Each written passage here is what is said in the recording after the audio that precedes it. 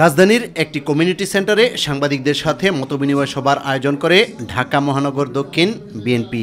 ঢাকা মহানগর দক্ষিণ বিএনপির পক্ষ থেকে আপনাদেরকে শুভেচ্ছা জানাচ্ছি। সবাই বিএনপির স্থায়ী কমিটির সদস্য মির্জা আব্বাস বলেন, ফেসিবাদের মাথা চলে গেলেও লেজ দেশে থাকায় একের পর এক সমস্যা তৈরি করছে।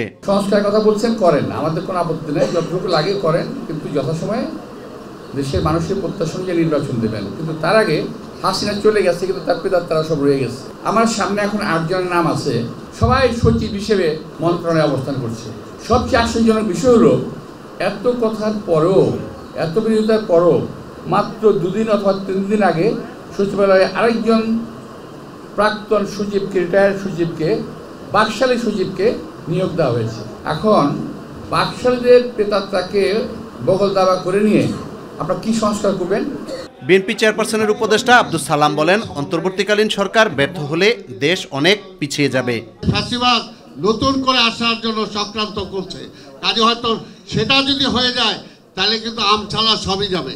জুলাই আগস্ট আন্দোলনে হতাহত রিকশা, ভ্যান ও মোটর শ্রমিক এবং স্বজনদের সাথে নিয়ে বিএনপির প্রতিষ্ঠাতা ও সাবেক রাষ্ট্রপতি জিয়াউর রহমানের মাজারে শ্রদ্ধা নিবেদনের পর দলের সিনিয়র যুগ্ম মহাসচিব রুহুল কবির রিজভী আহমেদ বলেন, বিএনপির বিরুদ্ধে শুধু প্রতিবেশী দেশ নয়, দেশের অভ্যন্তরেও ষড়যন্ত্র চলছে।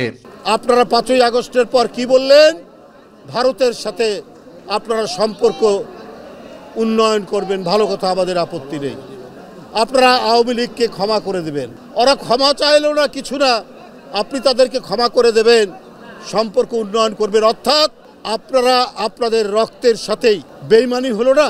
আজকে তো সমস্ত গণতন্ত্র বনা শক্তি এক জায়গায় থাকার কথা ছিল, অথচ এই শক্তিকে ফাটল ধরিয়ে 2-1টি রাজনৈতিক দল যেভাবে তারা নিজেদের ফায়দা তোলার চেষ্টা করছেন। ইউসুফ আলী, মাই টিভি, ঢাকা। তাকে টাকার অফার দেওয়ার পরও